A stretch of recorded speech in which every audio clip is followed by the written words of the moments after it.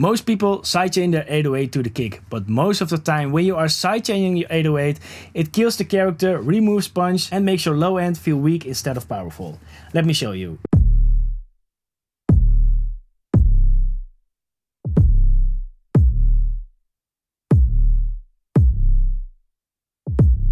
As you can hear, without sidechaining, the low end stays intact and the 808 stays much punchier. In this video, I'm going to show you 5 ways how you can get your kicks and 808s work together without killing the low end. Let's get started.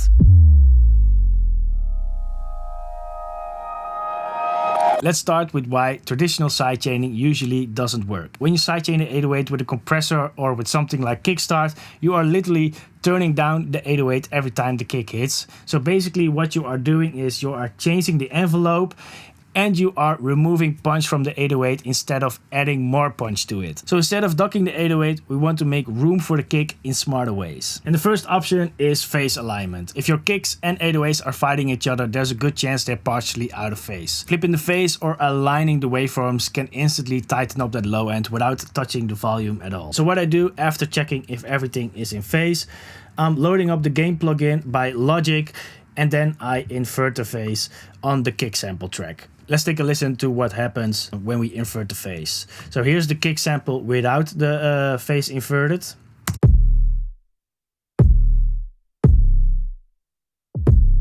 And here it is with invert phase.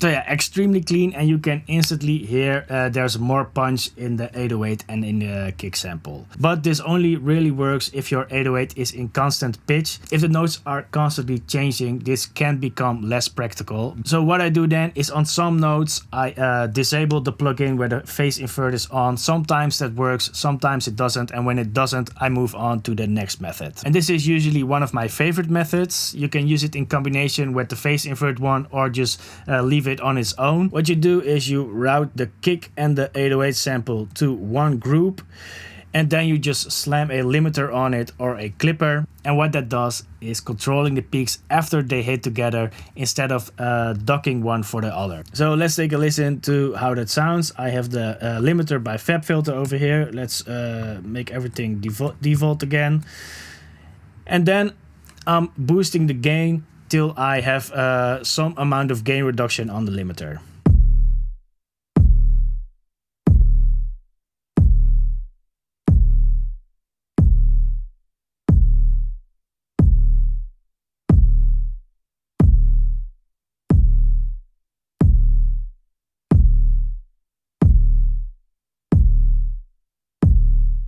As you can hear, you keep the body of the 808 and the kick stays punchy and the limiter is simply catching the peaks. And because of the limiter, the kick and the 808 sounds more like one sound instead of 2 samples layered on each other. And this sounds way more natural than sidechaining, especially in hip hop and in trap music. Now, if your kicks and 808s are still fighting, the problem is probably the kick. Sometimes the low end of the kick is just too long and it's sitting right on top of the fundamental of the 808. So instead of ducking the 808, you can choose to shorten the kick, because when the 808 is the strongest, you want to hear the 808 and not the tail of the kick. I like to use a plugin called Shaper Box for this. And what I'm doing is I'm letting it react to the audio that's coming in. I'm pressing trim and I'll load up this preset as a starting point. And then I make the tail of the kick a little bit shorter.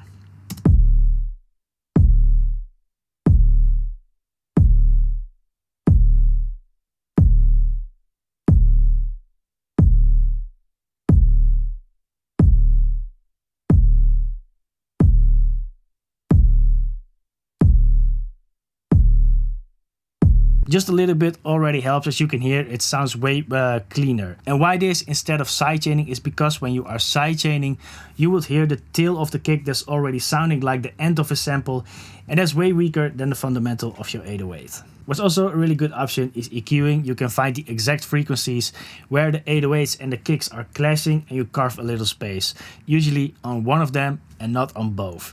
Which one you cut depends a little bit on what's leading in the low end.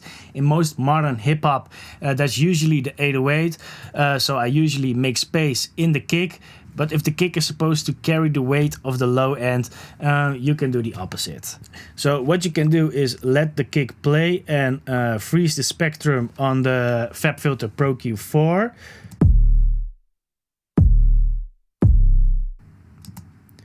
So as you can see, the most powerful point of the kick is over here, which is 70 Hertz. And for the 808, you do the opposite.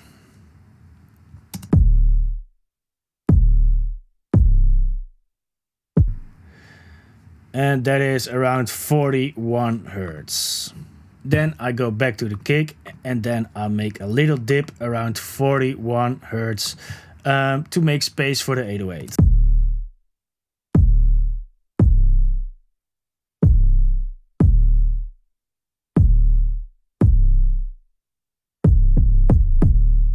Not all the way, but just enough so that the 808 dominates that frequency range.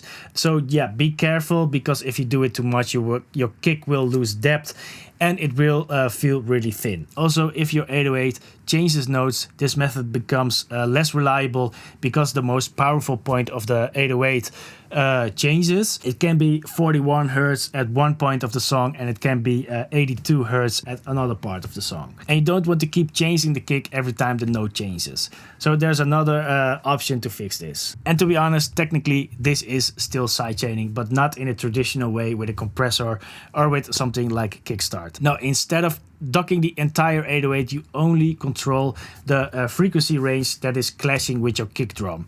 And I like to use a plugin called Soothe for this. Looks like this. And I set it up that it only works in the low end range and trigger it when the kick hits. Let me show you.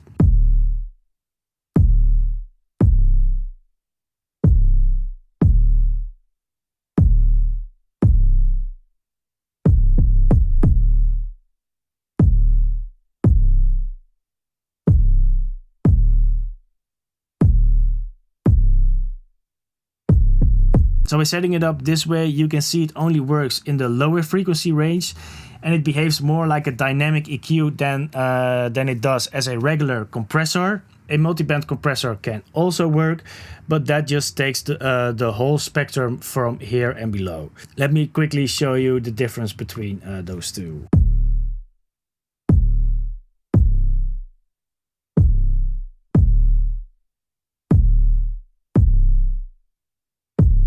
Soothe only picks the frequency points your kick has, filters out those frequencies in the 808. So this method keeps way more frequencies intact than a multiband compressor does. And then there is another thing. For some reason, you almost don't hear Soothe working unless you disable the plugin. Then you start to notice how much cleaner your low end was with Soothe on. Let me show you.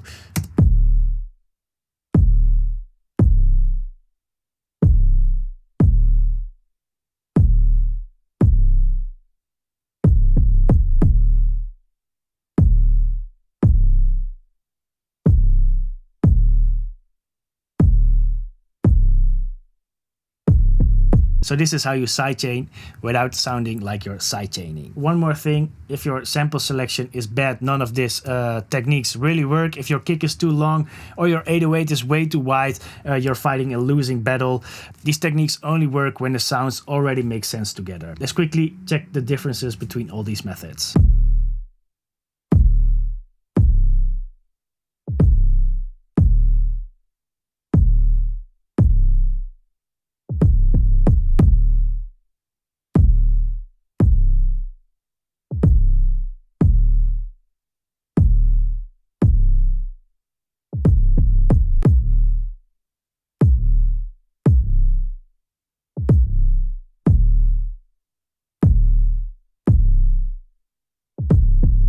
Notice how all of these methods don't change the sound or the shape of the 808 and the low end stays intact. So No, you don't need to sidechain your 808 with your kick drum. Most of the time that just removes the thing that makes the 808 feel good. So instead, fix the problem at the source, check the phase, check the envelope, check the length of your kick and the frequency balance. If you want your low end to hit hard or feel musical, these are the tools you should be going for. Let me know in the comments which method you will be using the most. Hit like if you found this video helpful and subscribe. It really helps my channel grow. Thanks for watching. I'm Moxie Meppy and I'll see you on another one. Peace.